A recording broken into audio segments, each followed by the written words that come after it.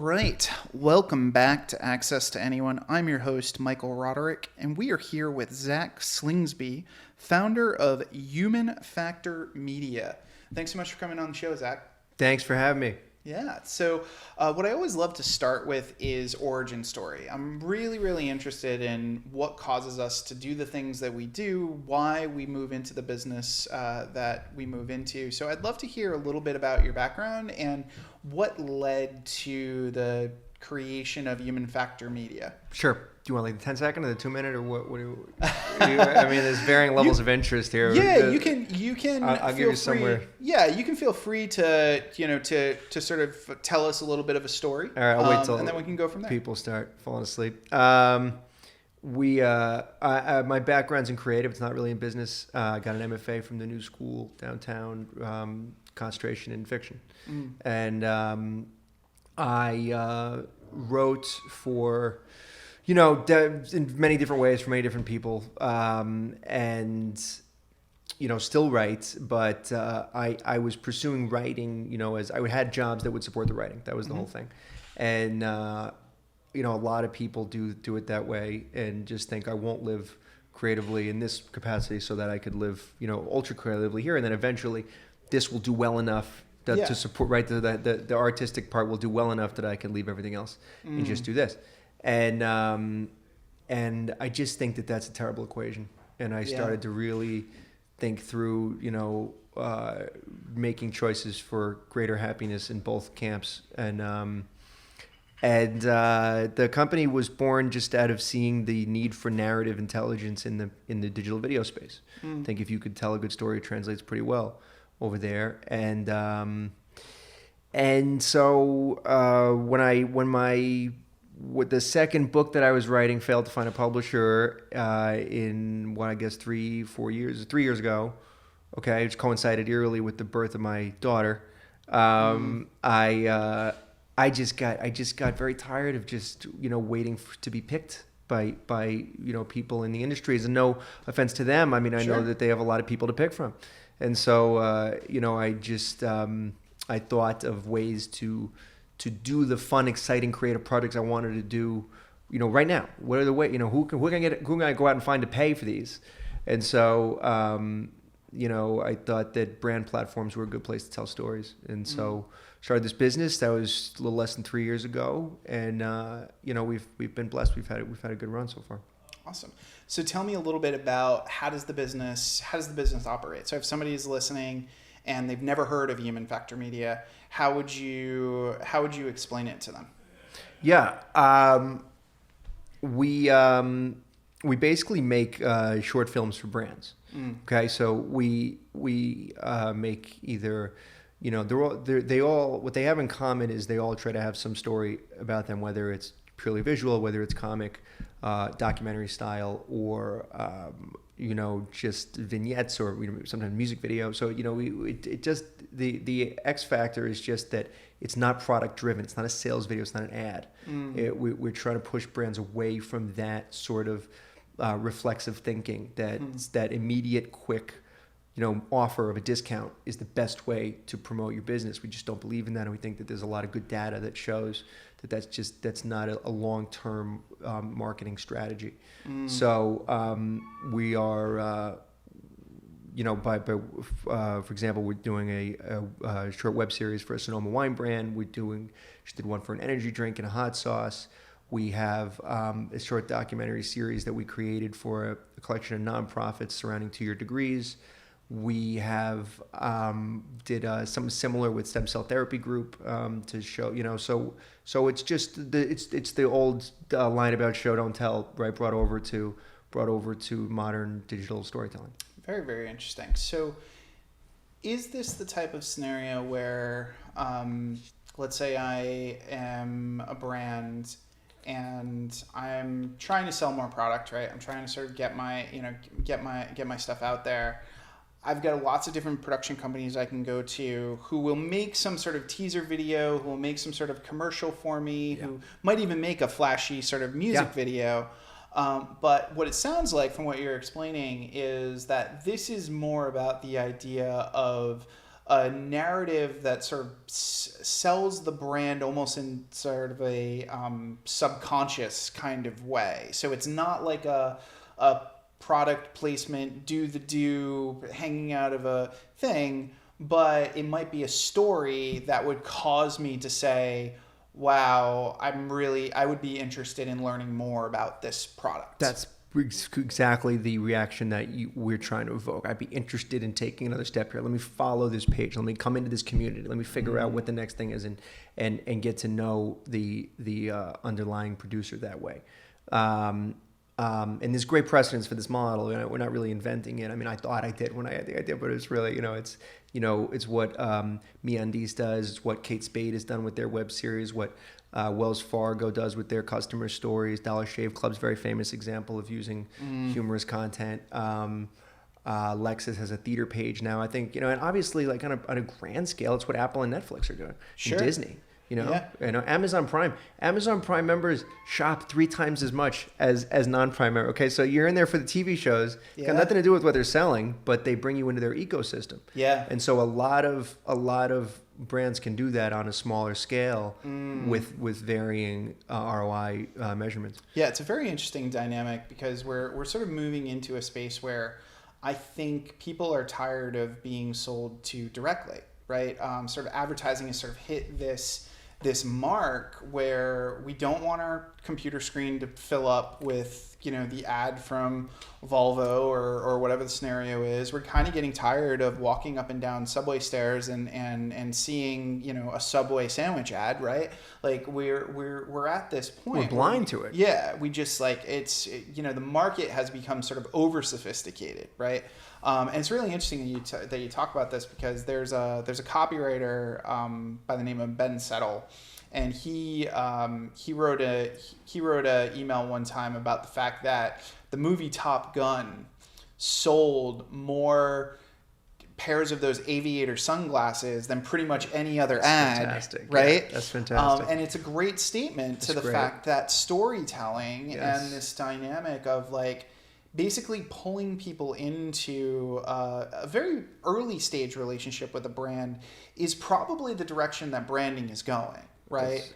So what I'd love to dig into is the relationship building piece of this, because here's the deal.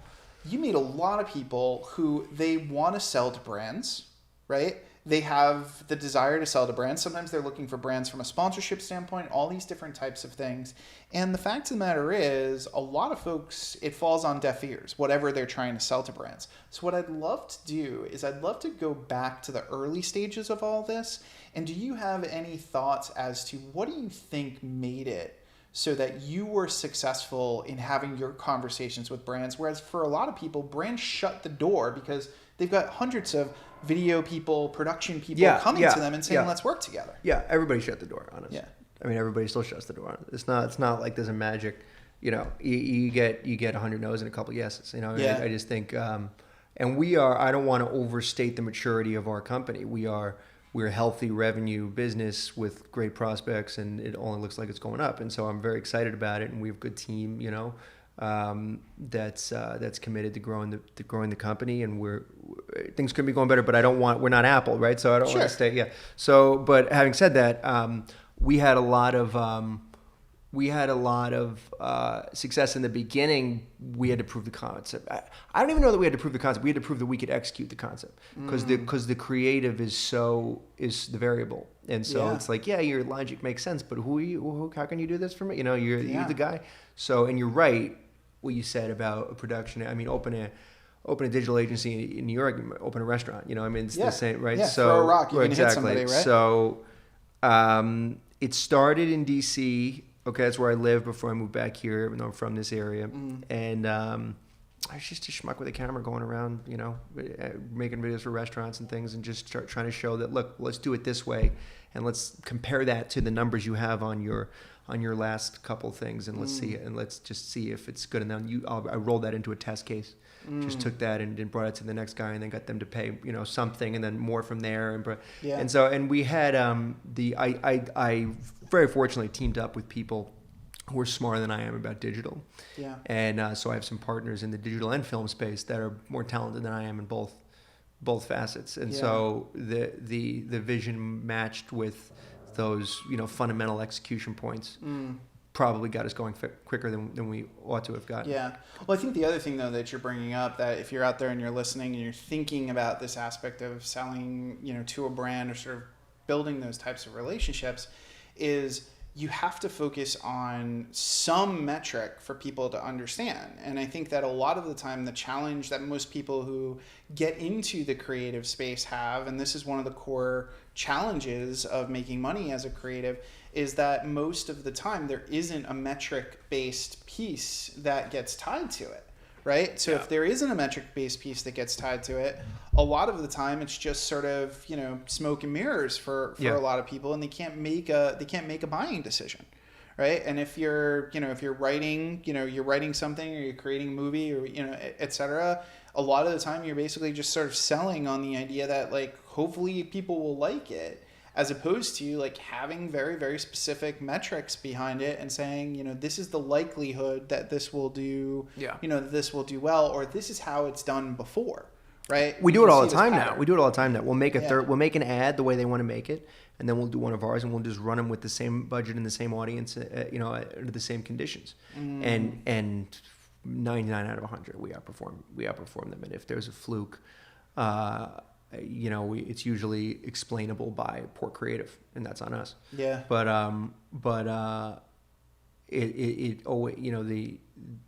You're just playing in different ballparks. You're either trying to get someone to stop what they're doing and watch something they will be inherently hostile to, or you're trying to blend in with the rest of the stuff on their newsfeed. Yeah. You're trying to show something that the best content marketing video on YouTube has 120 views. The worst Funny or Die video has got like 10,000 views, Yeah. So it's just like a whole different, you're just trying to do something differently, and that always is borne out in the data. Yeah.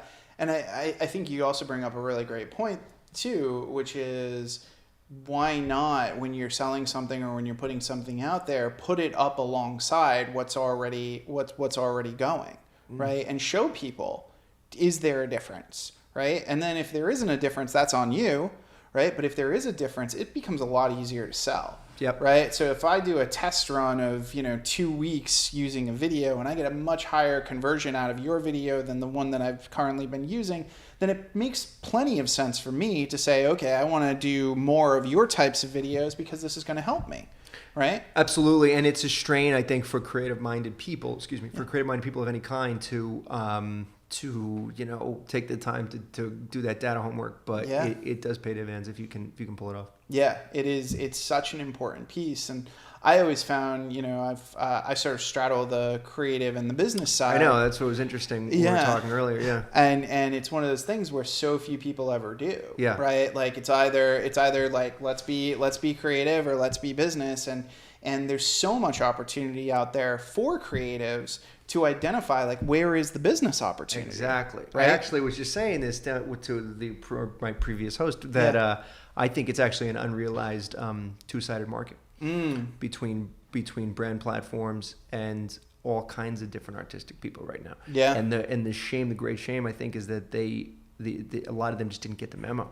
And they're just playing like it's 1990 again, and we just have to get the right curator to pick my piece, or the right agent to read my query letter or something. And I see people 50, like 50 to 75 on Facebook. Like I think this person's really going to write back to my query this time. And it's like it's freedom of any kind to not be dependent on that, even if you're not living the perfect creative life that you were after.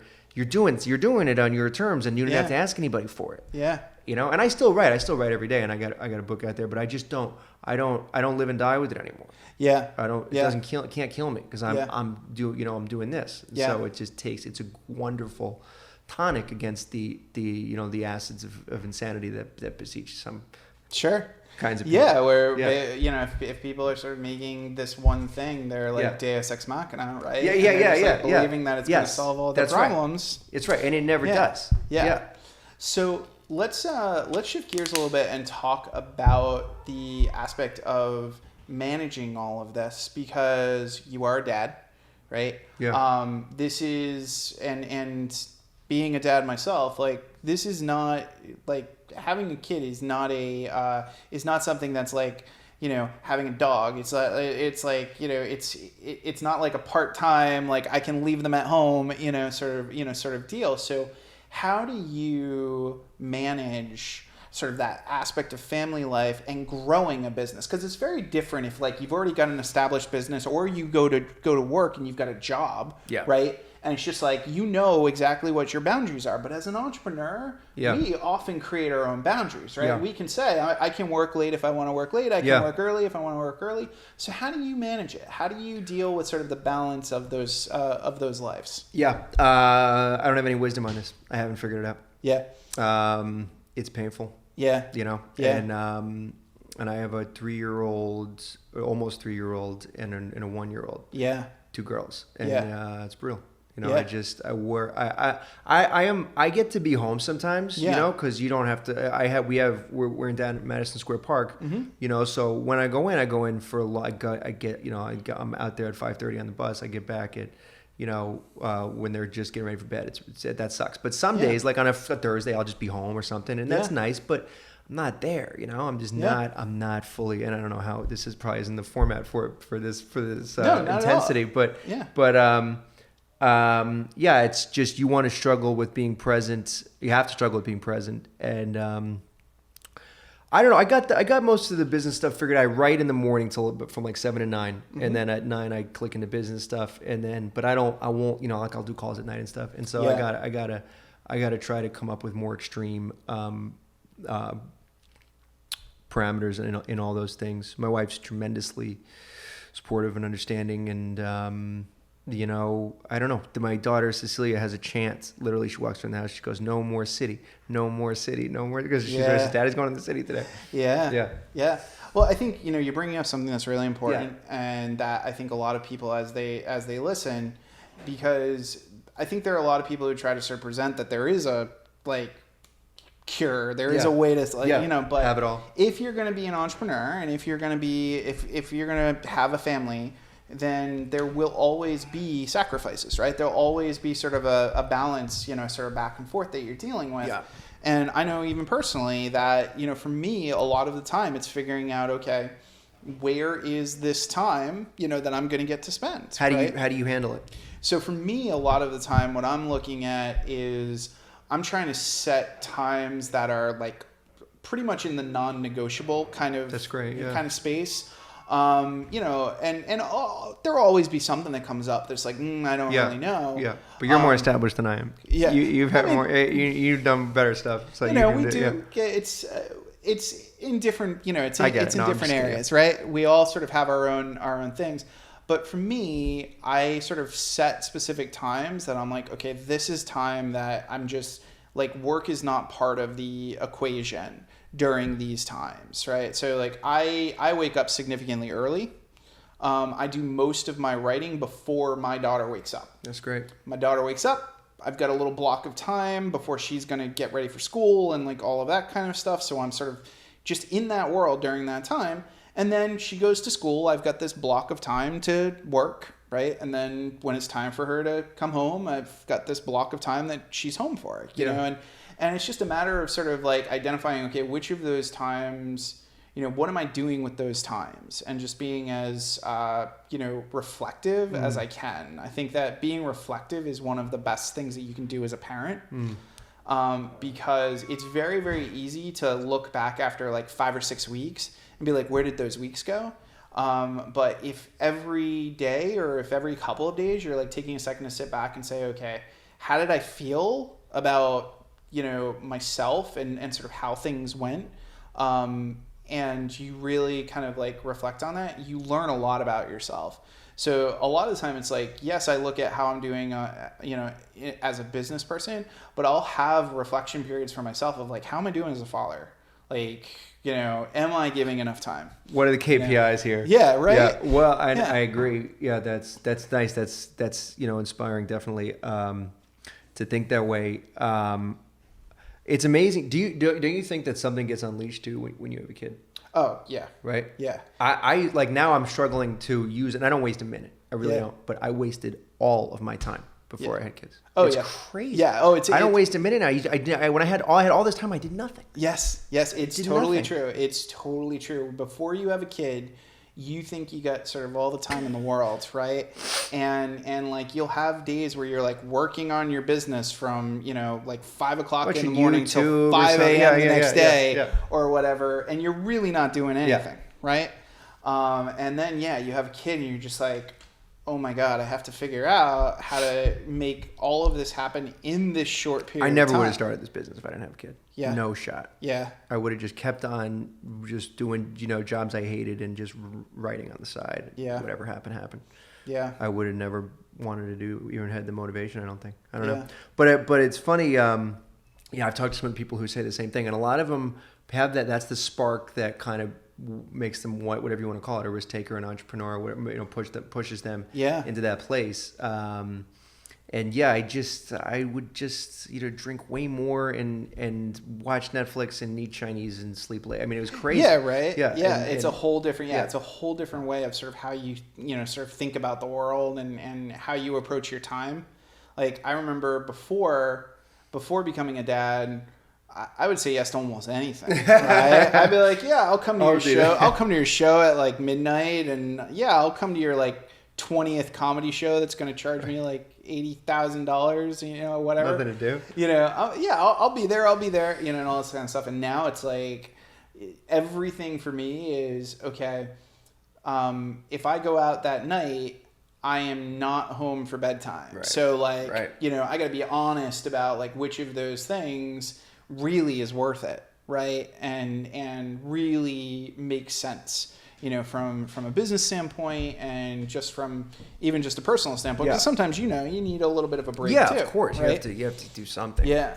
So that actually brings up a really good topic, which is the aspect of saying no. So as the business grows, a lot of the time you start to have to need to say no more, right? Because you got more stuff coming in, you got more things that you're sort of dealing with. So have you, at this stage in the game, identified sort of any process for yourself that makes it easier for you to say no, that helps you sort of make sure that you're not just getting completely overwhelmed by the inbound and the conversations and all the potential things that you could be doing? During the first year, I could not imagine ever saying no to a piece of business. I just thought it would be insane. What do you need? I'll change the business. We'll literally be doing a different business to service this need if you need it. And so now we say no. Yeah, we say no to stuff that just either is completely unaligned with what we're good at, or if it's just crassly not going to pay enough to take all our time because I have a team. Yeah. So what are we going to if I can't pay them, they're not going to stay. So it's like. So we started saying no to stuff.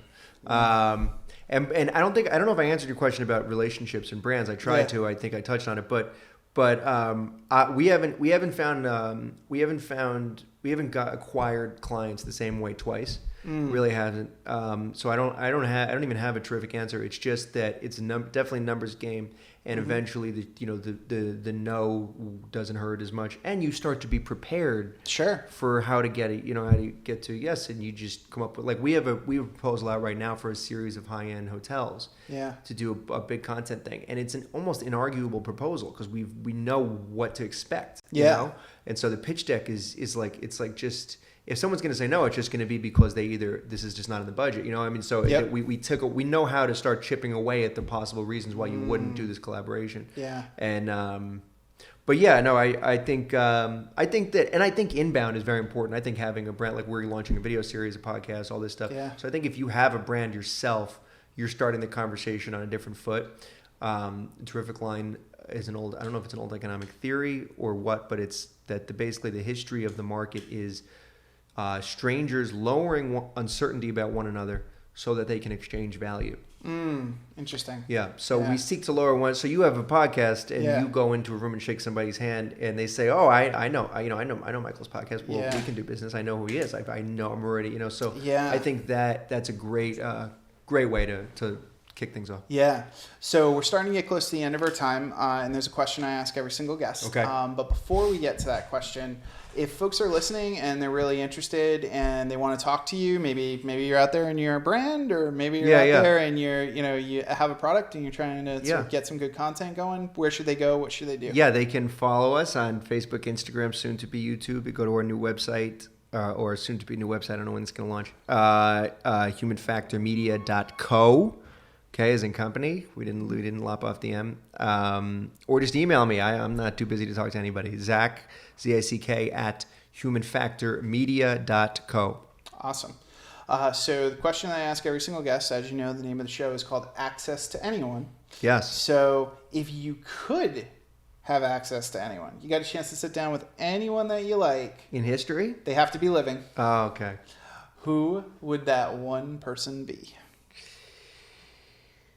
I would really like to have a cup of coffee with Ian McEwan. He's an English novelist. I think he's probably my favorite living novelist. And I have a number of questions I think I'd like to ask that gentleman.